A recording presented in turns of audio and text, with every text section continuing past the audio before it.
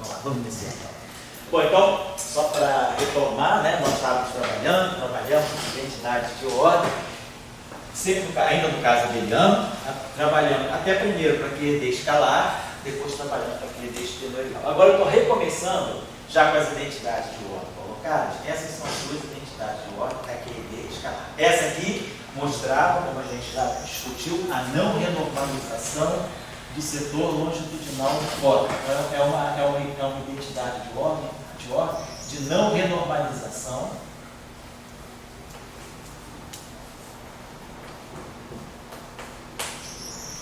do setor longitudinal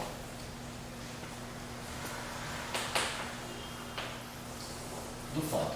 Inclusive, a gente falou que uma das consequências é, então, que ao computar o gráfico de alta energia do fóton, né?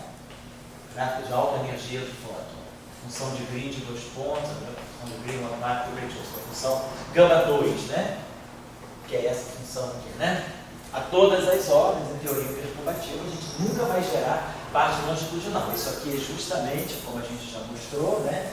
Isso aqui é o dmi do gama 2, até vou botar aqui gama fermiônica, né? Ah, não, esse é o gama do fóton. O gama 2, vou botar aqui. Do gama 2, estou botando esse gama 2, que é a função de 2 pontos. Gama 2, mini, de x menos y, esse aqui é o livre. Então, a parte longitudinal da teoria completa, com as correções quânticas, é exatamente a parte longitudinal da teoria livre. Isso mostrando, então, que o fóton não adquire massa. Quer dizer, por efeito quântico, puramente quântico, esse gráfico aqui não dá massa para o fóton. Ele apenas renormaliza a função de onda do fóton. Vamos falar sobre isso hoje. Ele não dá massa para o fóton, e a massa para o fóton, então, só viria, digamos, de uma quebra espontânea da simetria. Agora, porém, nós estamos falando aqui, já levantamos o discurso da anomalia. Se houver anomalia, numa teoria quântica de campos, onde há termoespirais ou tensores autoduais, né, no caso de 4 dimensões, tensores de rank 2 autoduais, não é o caso do F mini de Maxwell, F mini de Maxwell não é autodual, o F é diferente do F2, mas se a gente pegar uma teoria quântica de campos em que a gente tem um tensor de rank 2, né, autodual, ou um fermi chiral, só left, um desequilíbrio entre left e right, tiver mais fermi, número diferente de fermions left e right, a teoria desenvolve anomalia. E aí, ao desenvolver a anomalia, nós vamos ver depois, mais na frente, quando a gente falar, quando a gente terminar essa identidade de ordem não abeliana, eu vou fazer uma aulinha sobre anomalias, né? Essa aula poderia ser melhor dada até pelo Tião. Vou ver com ele se ele pode dar uma aulinha aqui no curso sobre anomalia. Se ele não puder, eu dou. Mas aí, devido à presença de anomalia, esse gráfico aqui pode desenvolver massa para o fóton. Então, a massa para o fóton, ela pode vir de uma quebra espontânea da simetria, ou ela pode vir de uma quebra das identidades de ordem por meio de anomalia. Porque na presença de anomalia, essa identidade de ordem aqui é violada. Quer dizer, a parte longitudinal começa a receber correção quântica. Só para adiantar para vocês, poder um gráfico desse tipo, imagina que há 2 loops, a gente tem um gráfico desse tipo.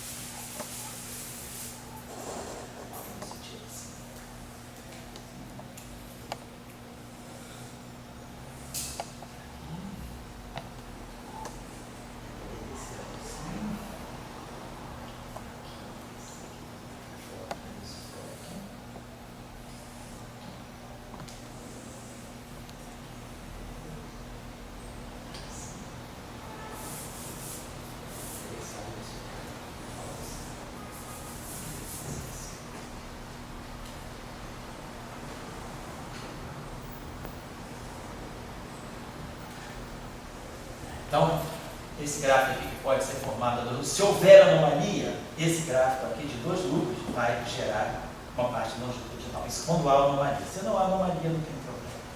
Só para avisar que a presença de anomalia destrói as identidades do lote e aí destrói esse teorema de não renormalização. Nós não estamos considerando a QED de Dirac usual, onde a gente tem um fermion left, um fermion right, o elétron, né? Ele tem a parte left perfeitamente equilibrada com a parte right. Nós temos as duas quiralidades se propagando e as duas quiralidades interagindo da mesma forma, né? Acho que eu chamei a atenção na aula passada que o vértice da QED, né, de Dirac, a QED espinorial, é psi barrado, não é psi, amigo. E aí, se a gente decompõe esse fermion em quiralidades, né, a quiralidade left e a quiralidade right, elas se desacoplam. A interação de gauge, né, caracterizada por essa propriedade de que a interação de gauge não muda a quiralidade é uma só na interação de gauge. E aí, as duas quiralidades aparecem com a mesma constante de acoplamento. Então, uma é a réplica da outra. Então, eu tenho perfeitamente eu não quebro a quiralidade, né? Quer dizer, eu tenho uma simetria, uma teoria vetorial. Tudo que vale para o left, tudo vale para o right.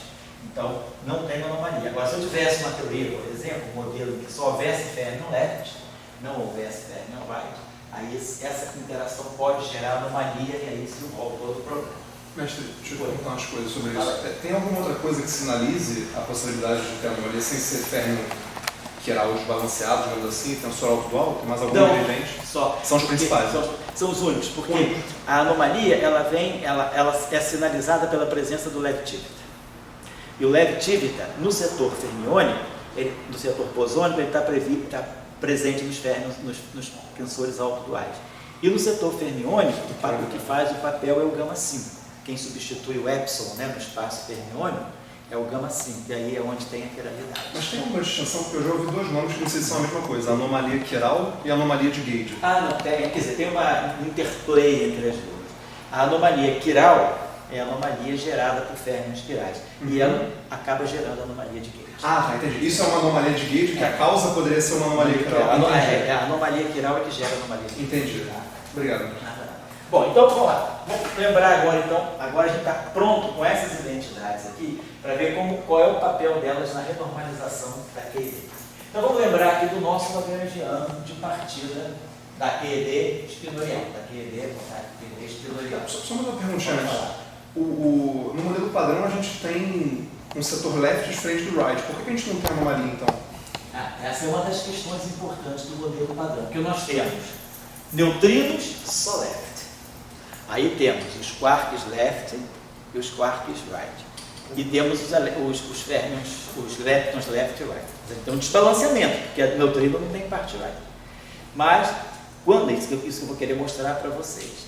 Existe um gráfico especial, existe um lugar onde a gente vai detectar a anomalia. Se você tem a gente vai fazer um power counting para a anomalia. E a gente vai identificar em uma teoria, onde é que eu posso descobrir a anomalia, em que gráfico que eu posso descobrir a anomalia. A gente vai ver que a anomalia, a gente sempre descobre no gráfico que tem pernas externas fotônicas e pernas externas fotônicas dentro de uma certa, vamos dizer, ligadas a uma certa função de Green. Por exemplo, em 4 dimensões, né, nós vamos ter a anomalia vai poder ser localizada num gráfico com 3 pernas externas de bóson de gauge. Em 2 dimensões, na função de 2 pontos. Então a gente vai localizar para cada dimensão onde é que a anomalia pode residir. Aí vai residir a anomalia. Só que quem vai correr nos loops são os férmions quirais. E aí o que acontece no modelo padrão é que as cargas aí a gente está falando de SO2, antes da quebra espontânea de simetria, porque a anomalia é um fenômeno de altas energias. Então, a anomalia ela precede a quebra espontânea da simetria. Se tem uma quebra espontânea da simetria, a quebra espontânea da simetria, o fenômeno da anomalia é um fenômeno de divergência ultravioleta. Então, ele é de altas energias. Então, as massas são desprezíveis. Então, se tem ou não tem anomalia, a quebra espontânea da simetria não importa. O que importa para a anomalia é a teoria altas energias. Então, no caso do modelo padrão, a gente vai ter que detectar, a gente tem SO2 e 1. Então a gente vai detectar a anomalia na simetria de gauge, no SO2 e 1. Agora, as cargas SO2 e as cargas 1 dos férmions quirais, todas elas, há uma compensação. Então a gente vai somar todos os gráficos que dão anomalia, com as cargas dos quartos sendo 2/3 e menos 1/3, as cargas dos leptons sendo 1 e menos 1, a gente vai ver a soma de todos os gráficos da anomalia dá zero. Então no modelo padrão, essa inclusive foi uma questão no modelo padrão para se prever a terceira geração. Quando se descobriu... É relevante para conta, cancelamento? É relevante para o cancelamento haver 3 gerações, então? É relevante que haja o mesmo número de gerações.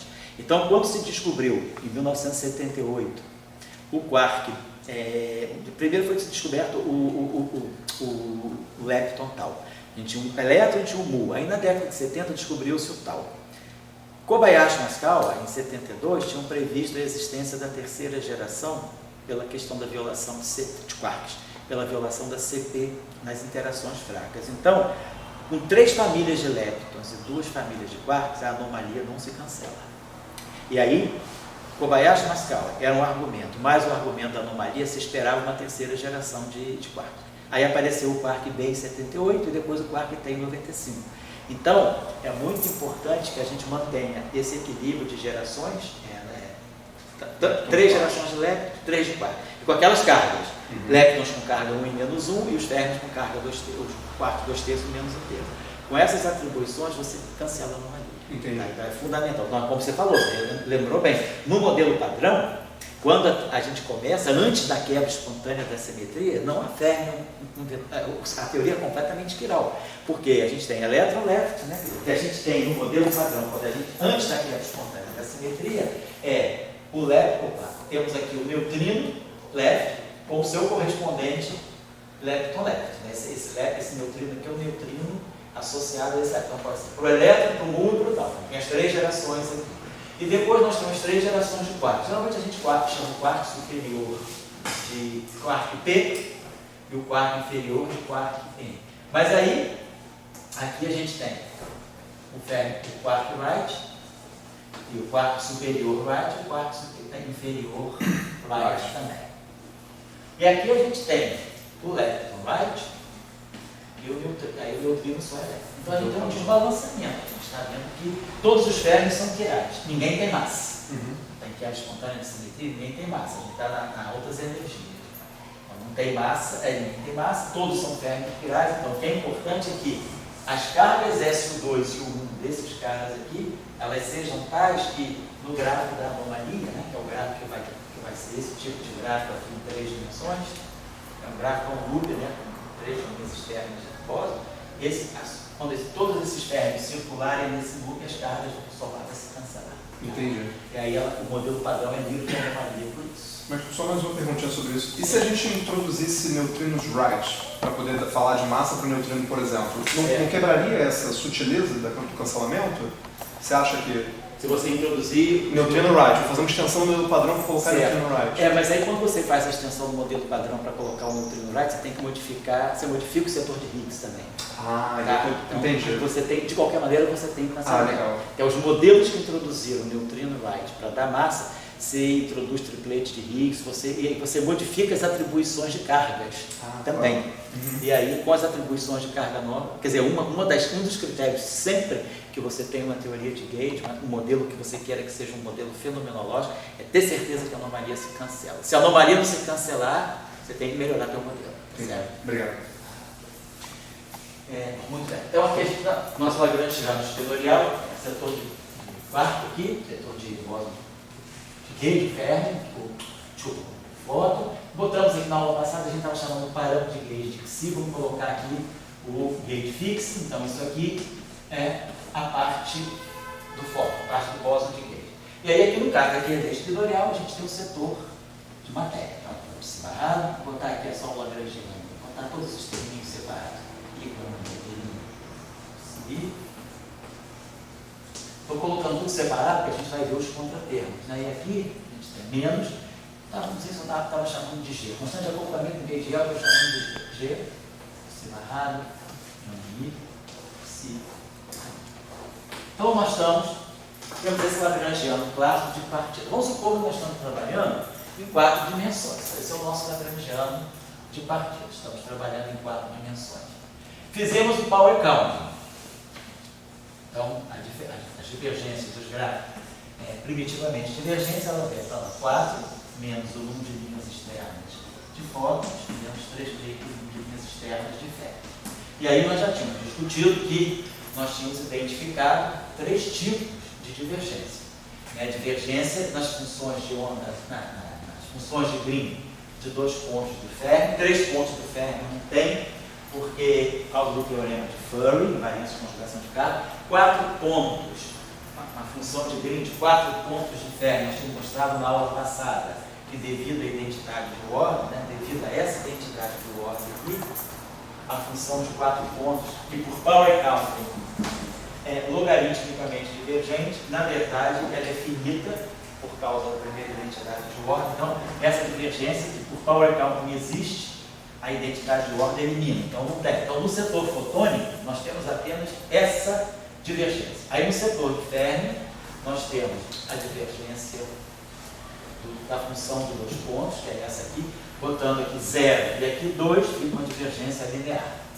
E depois nós tínhamos a função com uma linha aqui, 2 aqui, dá uma linha aqui, 2 aqui, dá uma divergência logarítmica, que era esse gráfico aqui, que é o vértice.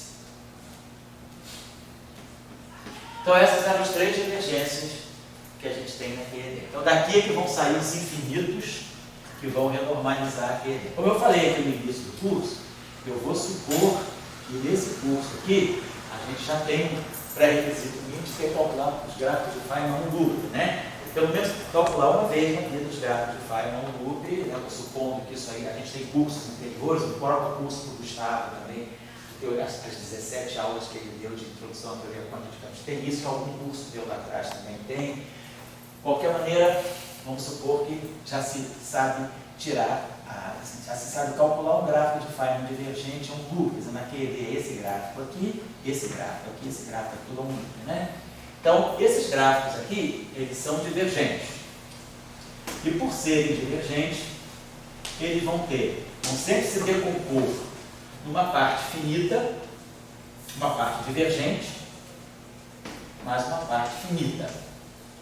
A parte divergente, em regularização dimensional, é a parte que diverge com 1 sobre epsilon. Nós chamamos esse epsilon. Aqui nós introduzimos a noção de que o que a gente faz com a teoria para fazer os cálculos? A gente faz para regularizar. A gente vai com uma dimensão D igual a 4 menos epsilon. Então a gente vai pegar esse modelo aqui, vai estudar esse modelo com dimensões 4 menos epsilon. Por quê? Porque diminuindo a dimensão, nós diminuímos aqui, quanto menor a dimensão, menos potência de momento. O elemento de integração me traz no numerador. Então eu diminuo a potência aqui em cima e eu mantenho aqui os propagadores aqui embaixo, que eu começo a tornar essa integral mais finita. À medida que eu diminuo a dimensão, em 4 dimensões vai aparecer aqui um elemento, vamos dizer, alguma coisa do tipo D3K, K3, D3, DK. Em 2 dimensões aparecia o K2, DK. Então menor a dimensão, então a gente coloca 4 menos F, porque supondo que diminuindo a dimensão, as divergências possam desaparecer. A gente vê com os gráficos finitos e pode isolar a divergência em 1 sobre F. Então esse epsilon aqui é 4 menos D. Vamos colocar assim. Então a gente vai para uma dimensão D, que é 4 menos epsilon, e esse epsilon aqui tende a 0, para a gente voltar para a dimensão 4. E aí as divergências são identificadas como divergências em 1 sobre F, na medida que F tende a 0. Essa é um pouco a sistemática da regularização dimensional. Estou supondo aqui que a gente sabe de outros cursos. Agora tem um detalhe aqui, um discurso aqui importante. Quando eu diminuo a dimensão, quando eu mexo na dimensão, eu mexo nas dimensões canônicas. Vamos reolhar tudo. Se eu estou então em D dimensões, a gente sabe que a dimensão de massa do Lagrangiano é massa elevado a D. A dimensão de massa é D. Essa é a dimensão de massa do Lagrangiano. Portanto, o campo de Gauge, que é dA, isso tudo aqui tem que ter dimensão de massa elevada a D. Então a gente tem a dimensão, aqui é momento, então aqui já dá uma massa ao quadrado. E aí eu tenho a dimensão, a gente tem a dimensão em massa, a massa ao quadrado, 2 aqui, mais a dimensão em massa do ar, isso aqui tem que ter dimensão D. Então, as duas vezes a dimensão. Esses dois dimensão e massa da derivada, que é momento, duas vezes, mais duas vezes a dimensão canônica do A. Isso tem que ter uma dimensão de massa elevado a D. Então, a dimensão canônica é D. Então, D menos 2 sobre 2. Então, a dimensão do campo de leis em D, 4 menos N dimensões, a dimensão é massa, vou botar direto assim, mais, 4, então é D menos 2 sobre 2. Então, de fato, se a gente está em 4 dimensões, 4 menos 2 por 2 dá 2 por 1, então, dimensão de massa 1. Se eu estou em 2 dimensões, né, a dimensão é 0. Se eu estou em 3 dimensões, a dimensão é 1. Então, a dimensão muda. Então, se eu quiser expressar esse D como 4 menos epsilon, eu posso expressar a dimensão em função do epsilon. D menos 2 sobre 2. A dimensão do férmio também muda, né? Só que o férmio tem uma derivada menos. Então, aqui, em vez de aparecer a derivada, a ação do férmio é psi barra pi, gama mi, dmi, psi. Então, eu tenho uma dimensão de massa vindo do momento. E duas vezes a dimensão do psi. Isso tem que dar. Então, dá D menos 1 sobre 2. De fato, em 4 dimensões, a dimensão do férmio é 3 vezes. E aí, quando eu for olhar aqui a mesma coisa, né? A gente já acertou as dimensões, né, todas. Agora, aqui, então, a dimensão de massa, aqui, a dimensão da constante de Gauge, então, aqui a dimensão fica a mesma, porque essa derivada aqui tem essa dimensão aqui. Então, a dimensão fixou aqui, a gente fixou aqui. E aqui é a mesma coisa. Aqui tem duas derivadas, aqui tem duas derivadas, aqui tem 2A's, aqui tem 2A's. Então, o parâmetro de Gauge continua dimensional. Mas aqui, a coisa pode, não é bem assim, deixa eu apagar isso. Vamos colocar aqui. Então, a dimensão canônica de G. Então, G tem dimensão de massa elevado à dimensão de G. Aí vai aparecer duas vezes a dimensão do psi. Então, vai aparecer mais D menos 1. Vai aparecer duas vezes, 2 psis. Mais a dimensão do A, que é D menos 2 sobre 2. Isso tudo tem que ter dimensão D. Então, aqui a gente vai cancelar esse cara aqui com esse cara aqui. Vai ficar D, desse lado aqui vai ficar a dimensão de G, mais D menos 4 sobre 2, igual a 0. Né? Fica menos 2, com esse menos 2 dá menos 4, D. Então, de fato, né? Então, quer dizer, a dimensão do G é menos D menos 4 sobre 2, ou então 4 menos D sobre 2, ou seja, epsilon sobre 2. Então, de fato, se eu estou em 4 dimensões, o epsilon é 0. A dimensão do G é adimensional. Em 4 dimensões, a gente fica dentro daquilo que a gente já sabe. A dimensão da constante de acoplamento, da QED, em 4 dimensões, é 0. Adimensional. Mas se eu estou em D dimensões, eu divido dimensão. Como é que nós introduzimos, então, mantemos a constante de acoplamento adimensional? O que a gente faz é, vamos então escrever esse lagrangiano aqui em 4 menos epsilon dimensões. Agora, então é o B. Só que, o que eu vou fazer? A gente faz o seguinte, adota o seguinte procedimento. Mantém a constante de acoplamento adimensional, mas introduz uma dimensão extra aqui, um mi elevado a epsilon sobre 2. Por quê? Com isso, quer dizer, se eu disser que a minha constante de acoplamento, na verdade, eu vou substituí-la por mi elevado a epsilon sobre 2 vezes g, então ela fica adimensional e eu jogo toda a dimensão desse parâmetro de massa. Então, a regularização dimensional, ela introduz um parâmetro de massa arbitrário, que a gente não fixou ainda, introduz um parâmetro de massa, quer dizer, o próprio fato de regularizar introduz um parâmetro de massa na teoria. A regularização, ou a renormalização, ela sempre pede. O método mais antigo de renormalização, que era a renormalização por subtração, você introduzia a renormalização escolhendo o chamado ponto de subtração. Aí você escolhia um ponto no espaço dos momentos. Ou seja, você sempre fixa uma dimensão de massa.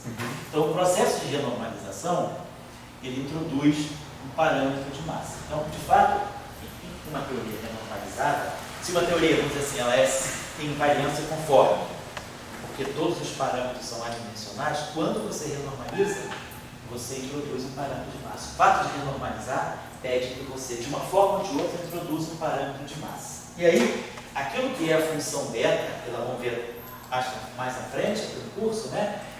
A função beta a gente chama de anomalia conforme por causa disso. Porque a função beta, ela vai aparecer em função desse parâmetro de massa. A função beta da constante de acoplamento, a running coupling constant, ela aparece em função da introdução desse parâmetro de massa. Então, esse parâmetro de massa, ele quebra a simetria conforme. Se a teoria é completamente sem massa, imagina uma QD completamente sem massa e a constante de acoplamento adimensional, ela tem simetria conforme. Mas aí o processo de renormalização sempre nos obriga a introduzir uma escala de massa. Mesmo que não seja uma massa da teoria, uma partícula, ou uma constante de acoplamento com dimensão de massa, ele introduz uma massa para poder fazer a renormalização. E aí, com isso, eu quebro a simetria conforme. E a quebra da simetria conforme é revelada pela função beta, que o grupo conhece, né? Do grupo de renormalização. É o que a gente chama de anomalia conforme também. Então, a anomalia conforme é a função beta. Estou chamando a atenção. Por enquanto, o que nos interessa aqui é introduzir esse parâmetro de massa. O método de regularização dimensional, né? Você tem uma teoria, isso vai acontecer para Ian News também. Eu tenho uma teoria que eu já sei com o Power Counting que deve ser renormalizável em 4 dimensões. E aí, eu vou introduzir a constante de acoplamento, então, é adimensional, então vai aparecer sempre um parâmetro aqui. Na QED escalar, por exemplo, né, se a gente depois, quando for falar da QED escalar, de novo, só que em vez de ter campo fermiônico, a gente vai ter campo de Klein-Gordon. O campo de Klein-Gordon é um campo bosônico, ele também tem 2 derivadas, então ele vai seguir esse mesmo padrão. Então, quando eu pegar os vértices da QED escalar, que são aqueles vértices, φ está derivada φ a μ, com a constante de acoplamento. E depois nós temos um outro vértice, um vértice extra, que é o vértice G2, que está φ a μ. São os 2 vértices da QED escalar. Mas aí na QED escalar, lembrando, o campo, então eu vou ter dimensão de G, aqui, mais a dimensão do φ. A dimensão do φ vai seguir o mesmo padrão que o A. 2 vezes, vão aparecer 2 φs em cá. Aqui eu já tenho uma dimensão 1, que é a massa. É parâmetro de massa, é momento. Aqui eu tenho 2 vezes a dimensão canônica do φ, que é D mais D menos 2. Então isso aqui é a dimensão canônica do G, a dimensão do G em massa, a dimensão do momento em massa, as 2 dimensões do φ em massa, e mais esse D menos 2 sobre 2. Né? Então, isso tudo aqui, no final, tem que ser igual à dimensão de massa dele. Então, vamos ver aqui, vai ficar a dimensão de G mais D menos 2 sobre 2. Mas D menos 2 vai dar 3 meios, né? Vou botar aqui 3 meios de 3D menos 2 sobre 2. Né? Então, isso aqui vai ficar mais...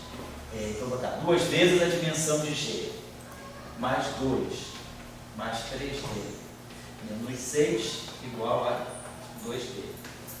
Então, vai ficar menos 2 com menos 6 dá menos 4. Vamos colocar aqui menos 4. Eu vou dividir tudo por 2, né? Aqui 3D, esse 2D vem para cá, vai ficar D. Então, D menos 4 sobre 2, não, foi 4 menos D sobre 2. Então, esse G também vai ter dimensão de 4 de epsilon sobre 2. Então, se esse cara aqui tem dimensão de epsilon sobre, eu boto então aqui o μ elevado a epsilon sobre 2G, porque ele escalar vai fazer isso. E aqui vai aparecer o G2, né? Então, o G2, eu vou colocar μ elevado a epsilon, G2, claro, e aí automaticamente, claro, quando eu fixar por aqui, automaticamente a dimensão já fixa. Se eu quiser fixar por aqui, eu posso fazer a mesma coisa, vai ter que bater com a fixação por aqui. G vai ter que ter dimensão de epsilon sobre 2, massa a epsilon sobre 2. Se eu fiz por aqui, vamos fazer por aqui. Então aqui vai ficar 2 vezes a dimensão canônica do G. Agora aqui não tem momento, mas vai ter 2 vezes a dimensão canônica do φ, que é D menos 2 sobre 2, e 2 vezes a dimensão canônica do A, que também é D menos 2 sobre 2. Então vai aparecer 4 vezes aquela dimensão. Então vai aparecer aqui um 2D menos 2. Isso tudo aqui vai ter que no final ser igual a D. Então, de novo, nós vamos cancelar esse termo. Vou botar aqui, né? Depois a gente cancela aqui, vai ficar. Então, 2D menos 4. E aqui... 2D. Aqui, opa. 2D menos 4. Eu estou sem querer 4D menos 4. Perdão, 2G, tá certo? Mais D menos 2 sobre 2, 4D. Então, 2D. Isso aqui vai ter que ser dimensão de massa, né? Isso tudo aqui tem que ter dimensão de massa. Então, tá. 2D menos D, então vai ficar mais D mais D menos 4. Sobre 2. Ficar a mesma coisa. Então, a dimensão de G fixada por aqui, claro, tem que ser a mesma coisa, estou fixada por aqui. Então, de novo, naquele D escalar, aonde tem a constante de acoplamento de gauge, para mantê-la adimensional nas D igual a 4 menos F em dimensões, eu mantenho a constante de acoplamento de gauge adimensional, introduzindo o parâmetro de massa. Só isso. Então, esse é o procedimento que a gente adota em regularização dimensional. Muito bem. Deixa eu tirar uma dúvida genérica.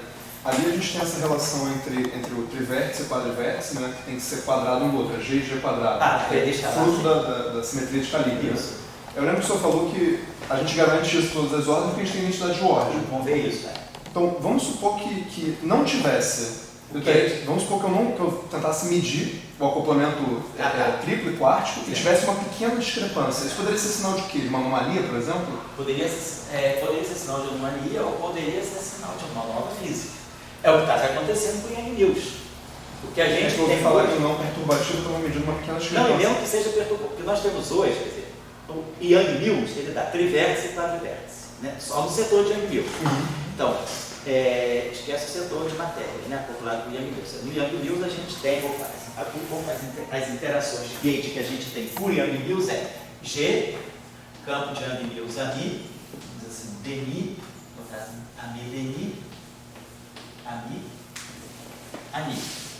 Então, eu tenho uma interação cúbica com uma constante de acoplamento. E depois tem a interação quártica, que é a AMI, no G2. Yang Mills segue o padrão assim. Então, o que acontece na Yang Mills puro? Que a constante de acoplamento quártica é o quadrático da constante de acoplamento cúbica. E aí, no LHC, quer dizer, uma questão é, se você quer fazer um teste de Yang Mills, você tem que ver se você consegue relacionar esses trivértices com esses quadrivértices. O que a gente tem hoje, claro, é que os trivértices de Yang Mills, né, estão testados. A questão é saber se o quadrivértice de Yang Mills, se ele tem a mesma constante de acoplamento que esse, só que ao quadrado.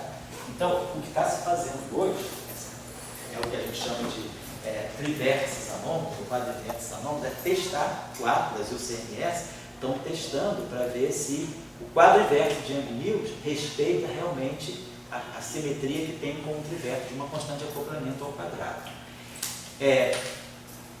Não é definitivo isso ainda. O que se espera justamente é isso, que se você detectar uma pequena anomalia, né, que é o que a gente chama, né, essa anomalia, nos vértices, não é anomalia no sentido estrito da palavra, é uma anomalia no sentido de que tem uma diferença entre o quadrivértice, não é o quadrado do trivértice, então isso aí pode ser indicação de uma nova física, deve ter alguma física mais fundamental que está dando alguma novidade no modelo padrão. Quer dizer, o modelo padrão pode não ser realmente puro Yang Mills. Tá? Então essa discussão existe no LHC. Se vocês olharem a agenda do Atlas e do CMS, é a verificação dos quadrivértices de Yang Mills. Os testes que foram feitos até hoje não estão indicando desvio de Yang Mills, mas a precisão não é alta o suficiente. O nível de confiança ainda não é alto, tá certo? Tem uma discussão boa, eu posso depois dar um materialzinho interessante para vocês. Isso aí é uma discussão bem grande que tem dentro das teorias de Yang Mills. Até que ponto os quadrivértices de Yang Mills já foram testados? Falou que as pernas, o gráfico que a gente vai estudar vão ser esses aí? Esses três. E eliminou de 3 pernas de ferro por causa do teorema de Furry, né? As 3 pernas de Bose, né? Ok, isso, esse aqui. A gente eliminou pelo teorema de Furry. E o 4 pela finitude. Ok. que eu estou lembrando aqui, por aula que o professor Oswald está falando, esse teorema de Fourier é válido só em 4 dimensões, né? Ah, sem dúvida. O teorema de Fourier é válido em 4 dimensões. Certo? Tipo, a princípio você não poderia eliminar também esse gráfico para qualquer outra dimensão Não, diferente. em linha de princípio não. Você tem que ver, por exemplo, Mas a conjugação de carga. ele é fruto da conjugação de carga. Tem que ver como é que fica a conjugação de carga, por exemplo, em 3 dimensões, em 2 dimensões. Temos o Ellison aqui para dizer. 3 dimensões. Pelo menos 3 dimensões.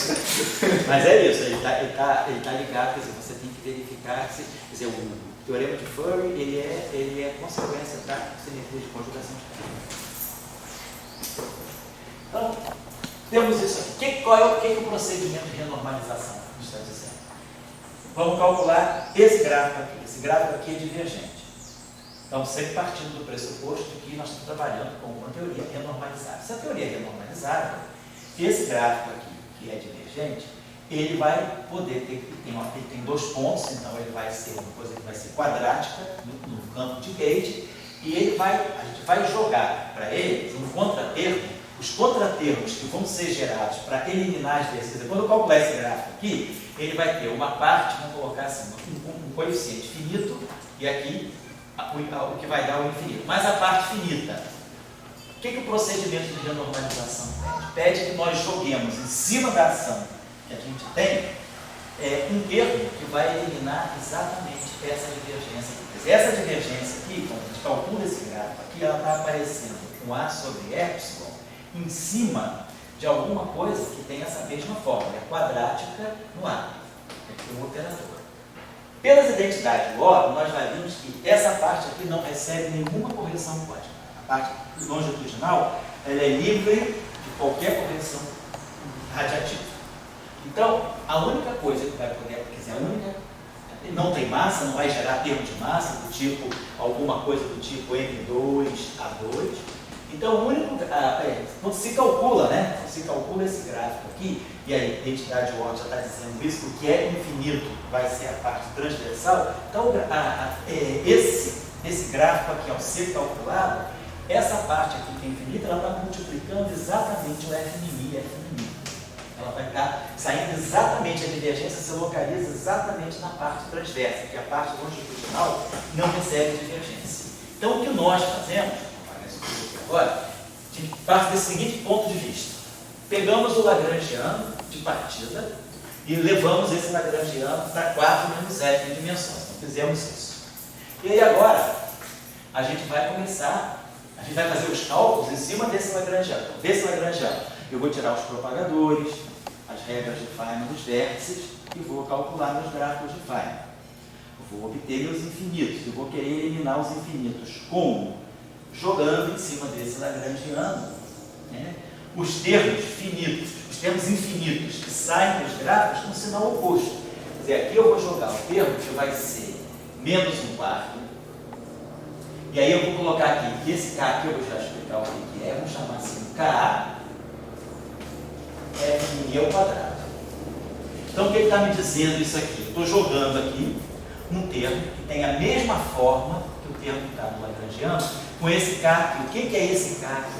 Esse K aqui é um coeficiente divergente, é um infinito do tipo 1 sobre epsilon, ou seja, do tipo, se aquele gráfico aqui que diz que a parte infinita desse, se eu calculei esse gráfico me saiu do tipo A sobre epsilon menos 1/4 de F' ao quadrado, eu vou jogar no Lagrangiano alguma coisa que tenha justamente menos A sobre epsilon menos 1/4 do F' ao quadrado. Eu calculo esse gráfico, leio infinito. Aí eu vou jogar no Lagrangiano exatamente o oposto desse gráfico, desse resultado. Porque é aquilo que vai me cancelar o infinito que sai daqui, cancela com esse cara que eu coloco a mão, que nós chamamos de contratermo. Então esse cara, ele é o coeficiente que vai dar o infinito desse termo aqui. Então esse aqui é o contratermo que a gente chama, o contratermo que eu vou jogar na parte quadrática do R. Aqui eu não preciso jogar contratermo nenhum. Por quê? Esse gráfico aqui não é divergente, ele não recebe correção quântica. Ele se mantém o mesmo a trileve, então não vai ter correção quântica que você precisa jogar aqui para eliminar nenhuma divergência. Não vai sair nenhuma divergência do tipo dmi ao quadrado. Então, quer dizer, a identidade de ordem está me dizendo que a todas as ordens perturbativas, Se eu calcular esse gráfico aqui, ele vai ter exatamente essa forma. Menos 1/4 de F2 vezes o coeficiente divergente. E aí eu uso esse coeficiente divergente como sinal trocado, jogo no Lagrangiano, porque o infinito que sair daqui vai bater com esse daqui, vai cancelar a parte infinita e vai sobrar só a parte finita. Então, esse é o procedimento dos contratermos. Então, esse é o contratermo associado à parte quadrática, que é o que a gente chama de, daqui a pouco vai chamar de renormalização da função de ômega, renormalização do campo. Aqui não vai precisar jogar infinito. Aí a mesma coisa com o Fermi.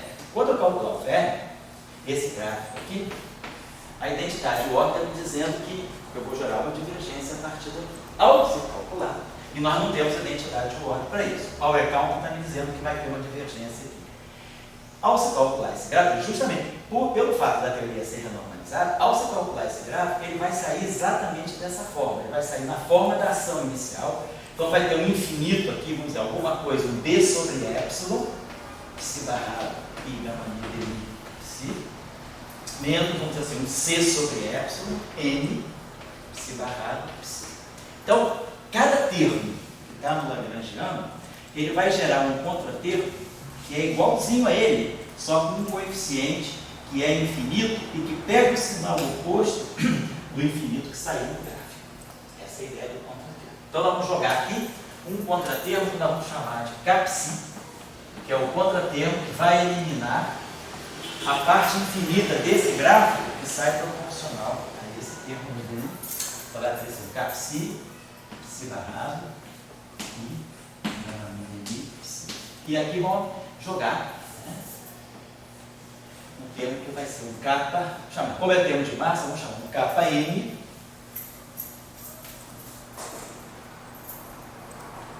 psi barrado psi. De novo, aquele trivértice vai gerar um infinito também, que tem essa mesma forma. Então, nós vamos jogar aqui o termo que eu vou chamar de kappa vértice, vamos chamar assim, kappa vértice. Então, ele vai ser, vamos deixar aqui, kappa vértice, mi elevado a epsilon sobre 2, g, separado, e... Então, da onde é que sai esse kappa v? Eu calculo esse gráfico aqui, é um loop, vamos dizer assim, é um loop, esse gráfico é isso aqui.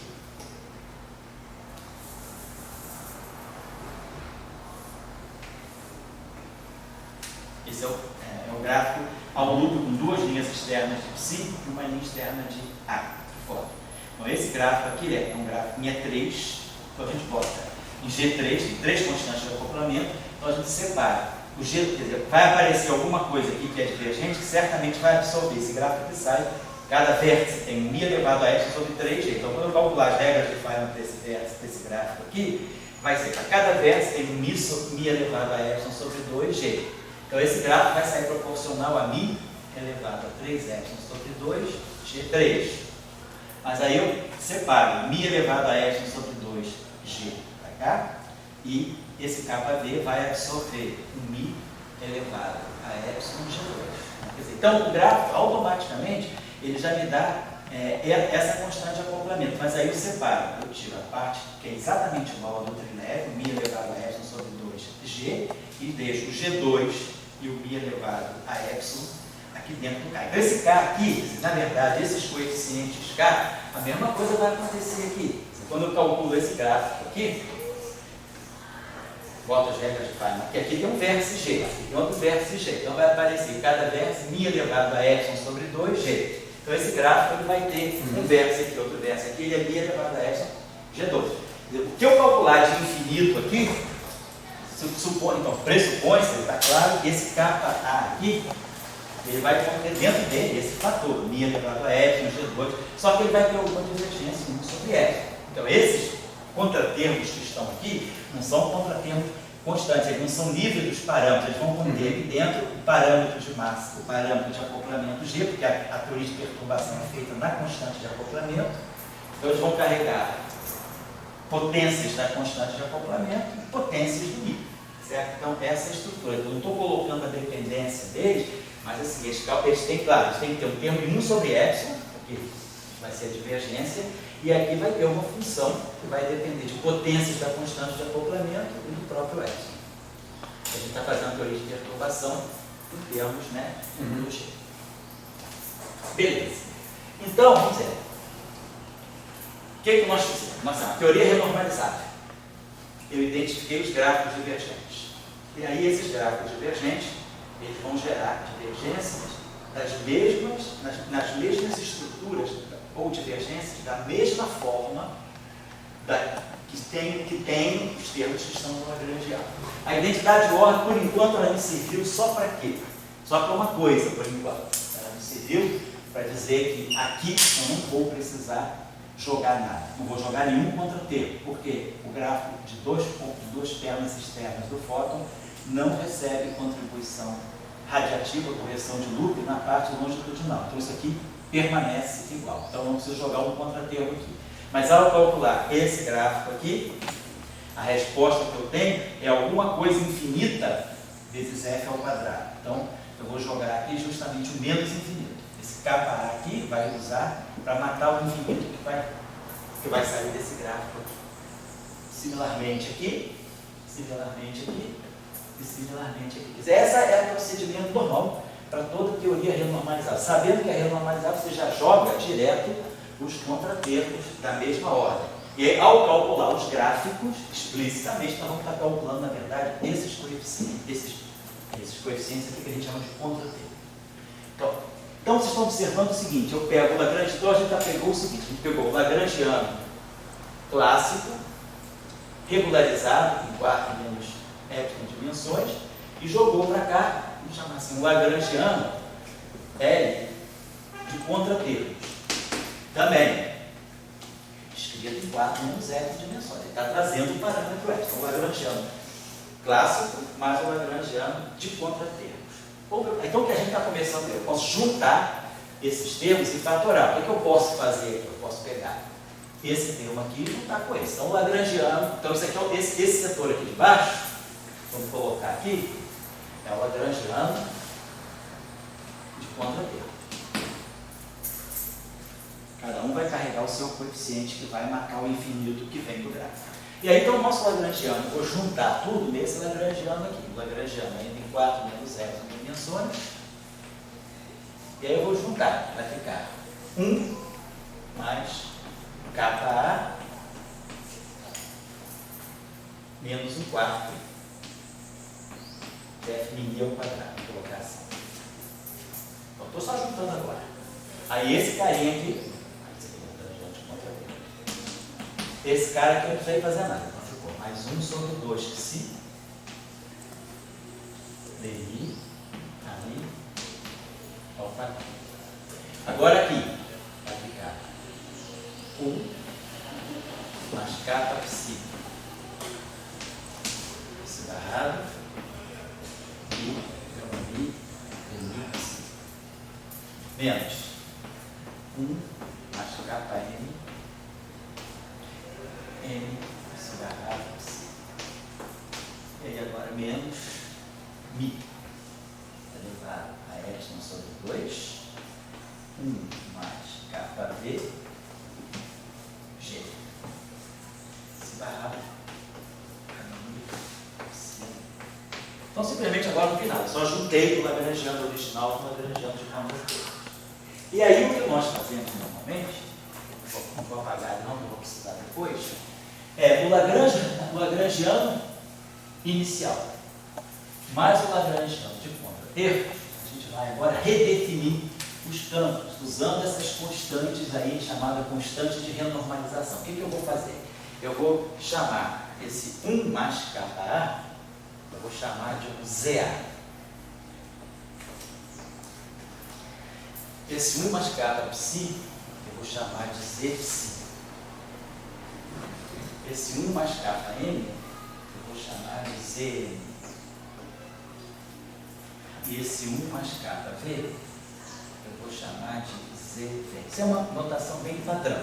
Quer dizer, sempre o termo do Lagrangiano original ele vai sair 1, que eu vou pegar sempre o termo do Lagrangiano original. E vou jogar sempre um contratermo que vai ser K vezes aquela mesma forma. Então, todos os nossos chamadas constantes de renormalização ou fatores de renormalização vão ter sempre essa estrutura, 1 mais K, onde esse K aqui é o contratermo, é o que vem dos contratermos, e esse aqui é o que vem, né, desse lagrangiano clássico, do lagrangiano de partida, é um ponto de partida.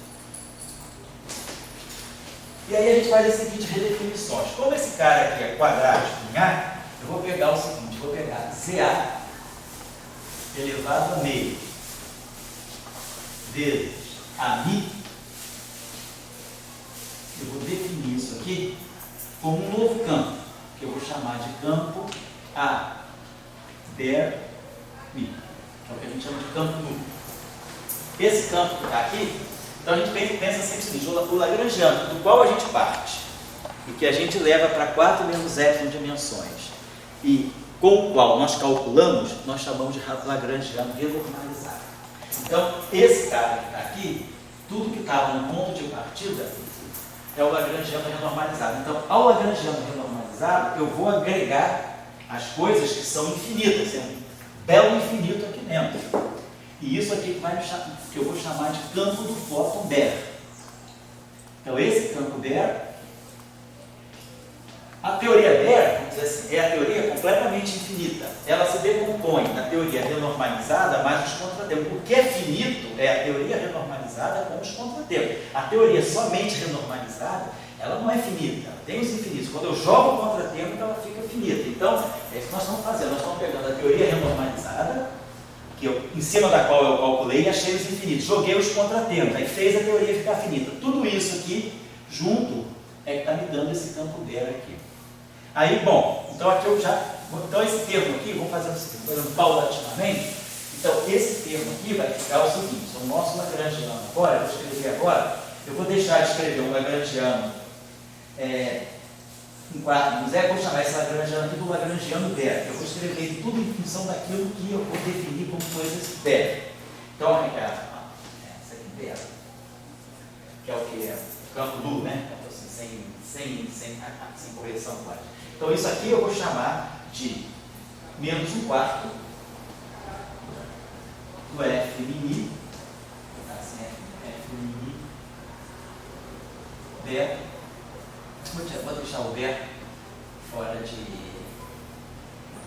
tocar como desse Baire. Vou botar campo Baire Mi F. Então, simplesmente eu redefini o A. Redefinindo o A, automaticamente eu redefino o F, que o F é dA menos dA. Esse termo aqui agora, esse campo que está aqui, é o campo de partida. Ele não tem contratermo, mas ele é o campo renormalizado. Então, o que nós vamos fazer aqui, esse termo que é 1 sobre 2π D renormalizado. D renormalizado, eu vou substituir pelo campo Baire. Agora eu conheço o meu campo Baire. O campo Baire esse campo renormalizado é ZA menos meio do campo Baire. Então aqui vai aparecer, quando eu colocar aqui o campo Baire, vai aparecer um fator Z menos meio aqui, um fator Z menos meio aqui. Então a gente vai ter um fator, vai ter aqui mais 1 sobre 2π. Aí vamos ter aqui Z lá Baire, Z menos meio, vai ficar aqui CA a menos 1. E aí aqui vamos ter D, divergência do Baire. Estou escrevendo o termo de Gauge. Então, lembre-se o seguinte, eu fixei, eu redefini o campo do fóton Baire a partir do campo renormalizado por esse termo aqui.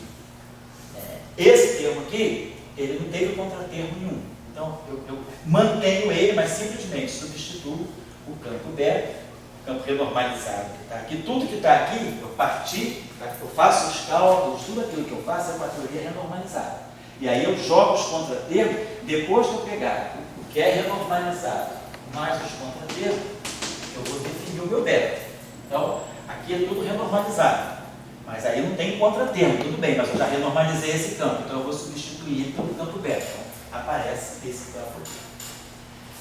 Vou fazer a mesma coisa aqui. Vou introduzir esse fator Zpsi a meio aqui e Zpsi a meio aqui. E vou definir um campo fermiônico Baire. Eu vou pegar Zpsi a meio, campo psi do elétron pósitron renormalizado, e aqui o campo fermiônico Baire. peguei Z psi meio, Z psi meio. Então esse termo aqui vai ficar mais Z psi ber. Essa questão do ber, ela é uma questão simplesmente formal. Já vou dizer o que está significando. Não precisa fazer nada disso. A gente está fazendo só para mostrar que o fato da teoria ser renormalizável diz que eu posso sempre reconduzir a teoria, depois de todos os cálculos radiativos feitos, à forma da teoria original, só que com campos redefinidos. Mostrando que todos os contratermos, eles entram em cima dos termos que já estavam presentes no lagrangiano. Que é como eu vou poder esconder, né? Renormalizar as coisas para esconder os infinitos. Então, esse campo ber é tudo que está embaixo do tapete. Você bota tudo embaixo do tapete, né? É o campo, é tudo que está embaixo do tapete. Quando você levanta o tapete, a sujeira aparece. Então, quando você sai, né, do campo ber para o campo renormalizado, a sujeira aparece. Levanta o tapete e aparece os contratempos, fica todo bar, né? É como se fosse um casamento, né? Tem uma piada do Tem uma piada do Anthony Z que ele fala que debaixo do tapete dos teóricos tem muitos infinitos. Exatamente. É isso aí. Debaixo do nosso tapete tem muitos infinitos. Né? Então, quer dizer, como é que dizer? É a conversa offline. O offline, como é que é? Infinito leaks, né? Quando você vai abre isso aqui, aparece aqui, ó. Joga para público todos os infinitos. Porque tem muita confusão, muitas vezes, assim, eu também tinha essa confusão, eu estou falando por causa de mim. Eu sempre pensava que o lagrangiano ber, ele fosse completamente infinito, tudo que eu fizesse um renormalizado fosse finito. Não, o lagrangiano renormalizado é o que você usa para fazer os cálculos. E ele, você joga os contratempos em cima dele. Quer dizer, o lagrangiano renormalizado, você calcula com ele, ele te dá os infinitos, aí você joga os contratempos, eliminou os infinitos. Junta tudo, chama de ber, vai ficar tudo bonitinho. Também bota tudo embaixo do tapete. Estou vendo infinito nenhum, está tudo bonitinho. Bonitinho, bonitinho, bonitinho. Aqui vai ficar a mesma coisa. Eu vou chamar esse CM. Aí aqui a gente vai fazer o seguinte, vou botar tudo ber. Então aqui eu vou ter CM vezes M. Mas agora aqui eu já renormalizei o campo do elétron. O campo do elétron pode. Eu já renormalizei. Quem está aqui é o psi renormalizado. Eu vou botar aqui um Z psi a menos 1. Porque cada um deles vai ser substituído pelo ber. Vai ficar Z, esse que está aqui é renormalizado. Então, renormalizado é Z psi a menos meio, Z psi a menos meio. Então, Z psi a menos 1. Aí aqui nós vamos ter psi ber barrado, psi ber. E aí, é isso aqui que nós vamos chamar de massa ber. Quer dizer, isso é a renormalização da massa. Então, a renormalização da massa, que eu vou chamar de massa ber, ela vai pegar o contratermo, ela vai pegar o contratermo de renormalização do campo, vai pegar o contratermo da renormalização da massa e vai pegar a massa renormalizada. Então a gente vai juntar aquela massinha que estava lá no lagrangiano, né? Eu vou juntar ela, o contratermo que no gráfico ao ser calculado saiu proporcional a n, e já vou trazer também a informação da renormalização da função de onda. Então a renormalização da massa, ela não é feita só pela massa, pelo fator que renormaliza a massa. Ela já incorpora a renormalização do campo também. Tá? Porque tudo que eu for fazendo daqui para frente, no momento que você renormaliza o campo, você vai renormalizar tudo que envolve o campo, automaticamente vai levar, já vai incluir a renormalização do campo. Como aqui, por exemplo. Então aqui eu tenho esse contratermo aqui, é o que veio do verso. Eu calculei esse infinito K para V, é o infinito que sai desse gráfico. Tá legal, tá aqui. Mas agora, aqui eu vou jogar o campo ber do elétron positivo, outra vez o campo ber do elétron positivo e o campo ber do fóton. Então o que vai aparecer aqui, deixa eu colocar aqui, vou fazer, vai aparecer no trabalho, nós vamos fazer aqui. Deixa eu botar aqui para não me perder. Então a massa Zn, Z psi a menos 1. Cm, massa renormalizada, é o que a gente vai chamar de massa ber. Então esse termo aqui vai ficar limpinho, vai ficar igual o termo que estava lá na equação do lagrangiano de Dirac. Massa ber, campo ber barrado, campo ber. Então está ficando ó, tudo bonitinho. Tudo escondido, está tudo embutido dentro desses parâmetros dela. E aí, claro, se a gente aqui, de novo, substituir tudo que está aqui pelo renormalizado, eu vou ganhar exatamente, quer dizer, a partir do lagrangiano BER, fazendo as definições opostas, eu vou chegar ao lagrangiano renormalizado mais o lagrangiano de ponta T. Então, tá? E agora esse termo aqui, o que ele vai fazer? Ele vai pegar, vou fazer aqui para a gente verificar, μ epsilon sobre 2, vou manter aqui. μ epsilon sobre 2 é aqui, a constante de renormalização do vértice. Constante de acoplamento. Agora, de novo, esse campo aqui é o campo renormalizado. Então, ele vai aparecer o Z psi menos 1. Ele vai aparecer duas vezes. Esse campo que está aqui é o campo renormalizado. Então, ele vai aparecer o ZA menos meio. Aí aqui vai aparecer tudo BER, campo BER, gama, campo BER, e aqui o A BER. Então, agora o que eu vou fazer? Eu vou juntar tudo isso aqui, para dar a forma do meu lagrangiano clássico de partida. Tudo isso aqui eu vou chamar de G renormalizado. Então, deixa eu colocar... Já incluindo o Mi também, né? Já incluindo o Mi também. Deixa eu fazer assim para não dar bagunça. Então, vamos fazer assim. Depois eu vou apagar isso aqui, vai ficar. O que eu vou chamar de... Então, eu vou pegar esse fator. μ epsilon sobre 2. G. Aí, renormalização do vértice. Renormalização do fóton. Renormalização do elétron positivo, menos 1. Tudo isso aqui, não esqueci de um fator não, os três aí, tudo isso aqui é o que eu vou chamar de constante de renormalização, de constante de acoplamento dela. Então, para eu renormalizar a constante de acoplamento, não basta eu renormalizar o vértice do acoplamento. Tem que renormalizar as funções de onda. Então, a renormalização da constante de acoplamento, ela inclui a renormalização do vértice de interação, que é onde a constante de acoplamento é medida, e as renormalizações dos campos também. Então, isso aqui, eu vou poder chamar tudo isso aqui, deixa eu apagar aqui. Então, esse lagrangiano BER aqui vai ganhar esse novo termo, vou apagar isso aqui para não fazer confusão. Então, vai aparecer esse termo aqui, que vai ser menos G. Aí, agora, já na categoria BER, psi, gama mi, psi, A, BER.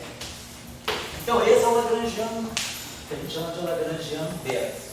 Então, esse lagrangiano BER, se eu agora for aqui dentro, colocar, se eu agora quiser fazer o caminho de volta, substituir tudo que é BER por renormalizado, eu vou justamente ganhar, quer dizer, o lagrangiano BER, na verdade, ele vai ser o lagrangiano renormalizado, mais o lagrangiano de ponta T. O que a gente obteve no final é isso aqui, que o lagrangiano BER, ele é o lagrangiano, vamos dizer assim, renormalizado, em 4 menos epsilon dimensões, mais o lagrangiano de ponta termos, também em 4 menos epsilon dimensões. Juntando tudo isso, a gente chegou a esse lagrangiano BER. O que significa isso?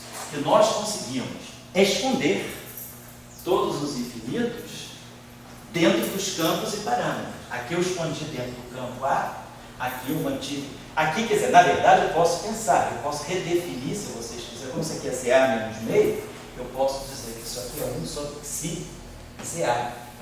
E aí eu também renormalizo a constante, o parâmetro de gauge fixing. Posso pegar esse psi CA e chamar isso aqui de psi beta. Então isso tudo aqui eu vou chamar de 1 sobre 2 psi beta.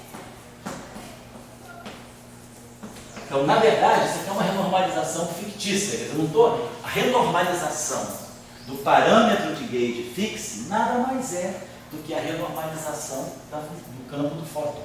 A gente chama muita gente de renormalização da função de onda, mas é a renormalização do campo. Quer dizer, a renormalização do campo, ela entra aqui e mexe com a constante de gauge, um parâmetro de gauge fixing. Mas o parâmetro de gauge fixing, ele não gera um contratermo seu. Ele simplesmente, vamos dizer assim, vive às custas da renormalização do campo. Agora aqui não, por exemplo, a massa, ela gera um contratermo seu. O vértice gera um contratermo seu e se mistura com as normalizações dos campos, mas ele gera um contratermo independente. O gate fix não.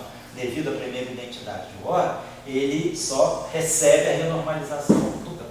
Tá claro? Então, o parâmetro de gate se renormaliza, mas via renormalização do campo. A massa se renormaliza. Tem uma renormalização própria e tem a renormalização do campo. E a mesma coisa acontece com o vértice. A constante de acoplamento, ela tem, quer dizer, a função beta do grupo de renormalização é calculada daqui. Só que a identidade de Otto vai simplificar muito. Nós vamos ver que essas duas renormalizações vão se cancelar e a renormalização da constante de acoplamento é feita simplesmente pela renormalização do campo do fóton. Vamos ver daqui a pouco. Então, o que é importante a gente mostrar, que a gente quis fazer o processo de renormalização, inclusão dos contratempos. Então, essa que é a postura que às vezes não fica muito clara nos livros. Do que a gente parte para fazer os cálculos, tira propagador, tira a regra de Feynman do vértice, compõe, calcula o vértice. A gente está fazendo isso tudo, vamos dizer, no âmbito da teoria renormalizada. E a teoria renormalizada ela tem seus infinitos. E aí eu gero os contratermos em função da teoria renormalizada. Aí eu junto tudo que era a teoria de partida renormalizada, que eu chamo de renormalizada, mais os contratermos também. Tudo renormalizado, eu junto tudo isso e faço essa cadeia de definições. Defino campos der, parâmetros der. E aí escrevo o meu lagrangiano der, limpinho. Eu olho para ele, penso que é um lagrangiano clássico. Mas é claro, como a gente falou, como o Antônio então fala, aqui, vamos dizer assim, a sala é um tapete. Então, os infinitos estão todos escondidos. Quando eu começo a abrir tudo isso, dizer que esse MD é isso aqui, os Ks, aí eu sei quem quiser 1 mais K, os Ks começam a aparecer, então os contratempos, eles vão trocando. Quem quiser só dar uma tarefa algébrica, assim, só sair daqui usando essas definições que a gente vai chegar exatamente aqui. Quer dizer, o lagrangiano der, ele é na verdade o lagrangiano renormalizado mais os contratermos. Os contratermos vão matar esses infinitos. Então, quando eu faço isso, eu fico com a teoria, meus cálculos passam a ser finitos, porque esses contratermos vão matar esses caras. Mas a teoria Baire, ela não é finita no sentido de que tudo que está aqui absorve o infinito. Quer dizer, esse campo Baire que está aqui, tem um infinito aqui dentro. Esse parâmetro Baire que está aqui, tem um infinito ali, no CA. Esse psi Baire é infinito. Quer dizer, os infinitos estão todos escondidos aqui. Mas quando eu junto essas duas coisas, eu construo o contratermo justamente, eu leio o infinito que sai daqui, jogo aqui o infinito com sinal oposto, ele vai matar o que sai daqui. Essa que é a ideia, é simples assim.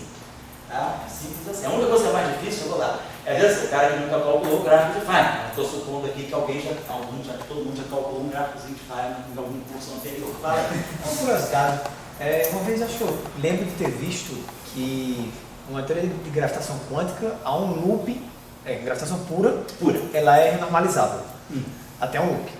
E que o contratermo seria o tensor de Hit.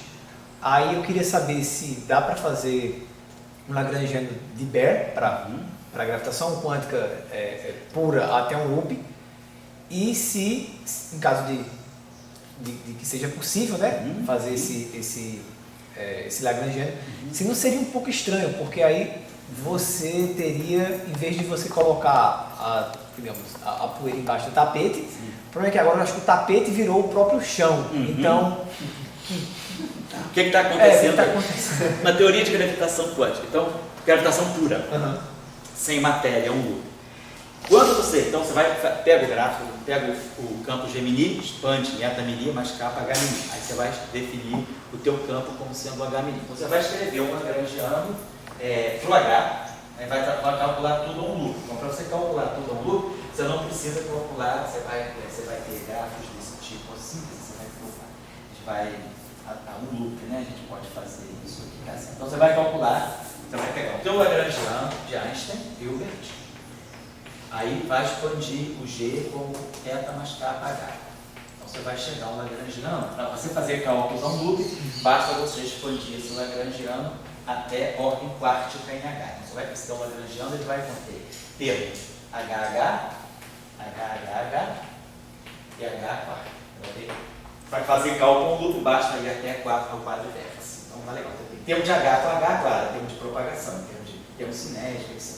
Aí aqui vão ter os termos de trivértice do grávido e aqui os quadrivértices, os quadrivértices do grávido. Com isso aqui você pode montar, né? Tudo só tem grávido, né? Loop de grávido aqui, você vai poder fazer alguma coisa assim, também vai poder normalizar tudo assim.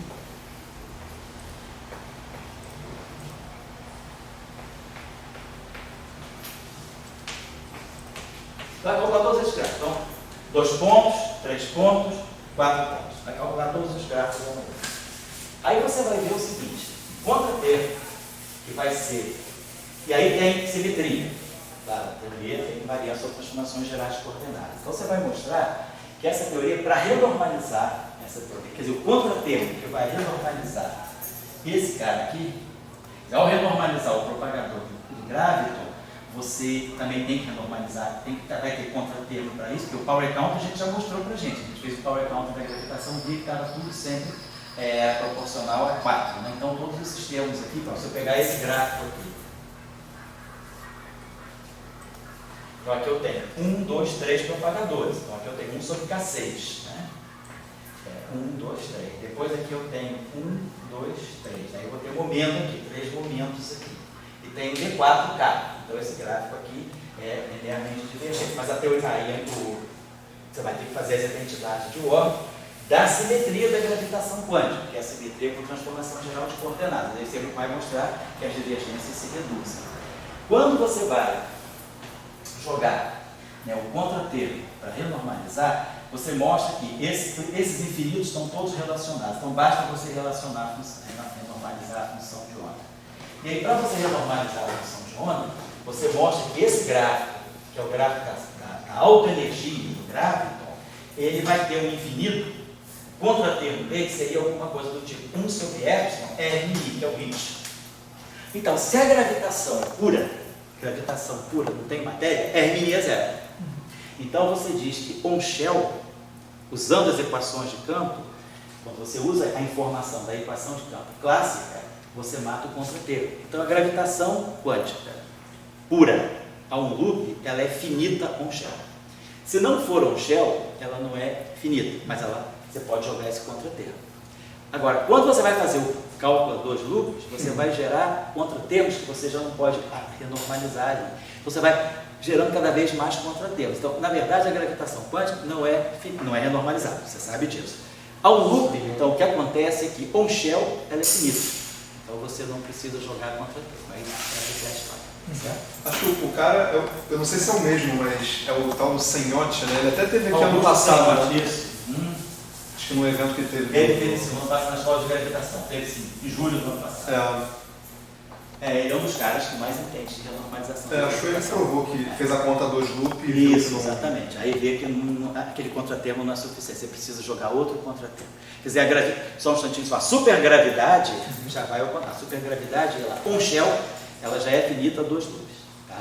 E aí tem aquele teorema de não renormalização que diz que a supergravidade maximamente estendida, que é n igual a 8, por contagem de potência, ela pode ser mostrada finita até 7 loops. Mas a partir de 7 loops ela não é finita.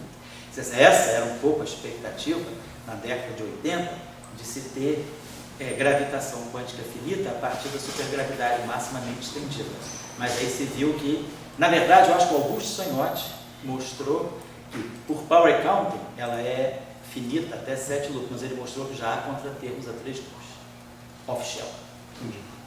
Então, o Sanhotti é o cara, eu acho que talvez seja um dos caras que mais conheça gravitação quântica. Você queria falar alguma coisa, Alex? Só perguntar a questão dessas definições de renormalizável. Os parâmetros que a gente mede, né? Vamos medir uma seção de e a outra vai ser proporcional a quem? Ao G Baire ou o G renormalizável? O G físico. E aí tem uma coisa. Não, perfeito. As condições de renormalização. Porque tem 3 coisas. Então você tem a coisa aberta, tem a coisa normalizada, depois você tem o que é o parâmetro físico. Quer dizer, o parâmetro renormalizado, né, ele ainda pode depender da escala de massa. Quer dizer, a gente vai falar sobre isso. O grupo de renormalização vai ensinar para a gente que essa massa renormalizada que está aqui ainda não é a massa física do anel. Apesar disso aqui né? Quando tem isso aqui é infinito, claro, nada desses contratempos, mas a partir da massa renormalizada, eu vou calcular uma outra grandeza, que é a massa física. A massa física eu vou ver como sendo, vou calcular a teoria renormalizada com os contratempos, vou tirar o propagador e vou olhar o polo do propagador. O polo do propagador é a massa física. A massa física, quer dizer, os parâmetros físicos em teoria de perturbação, eles são grandezas calculáveis. Então, a massa física, chamada de massa física, sim, ela é função da massa renormalizada e da constante de acoplamento renormalizada. E a constante de acoplamento física, ela vai ser também função da massa renormalizada. Quer dizer, depois que você renormaliza, você tem a teoria renormalizada, que é a teoria que você usou para fazer os cálculos, jogou os contratempos, aí você tem uma teoria finita, aí que você vai tirar as grandezas físicas. Então, a massa do elétron, essa massa 0,5 MeV, né, ela é a massa física. Ela vai ser calculada em teoria de perturbação em função dos parâmetros renormalizados. Então, vai pegar a teoria renormalizada, aí ela vai gerar os infinitos, aí você joga o contratempo. Aí, quando você jogar o contratermo em cima da teoria renormalizada, você vai tirar o teu propagador agora, sem infinito, e vai tirar as funções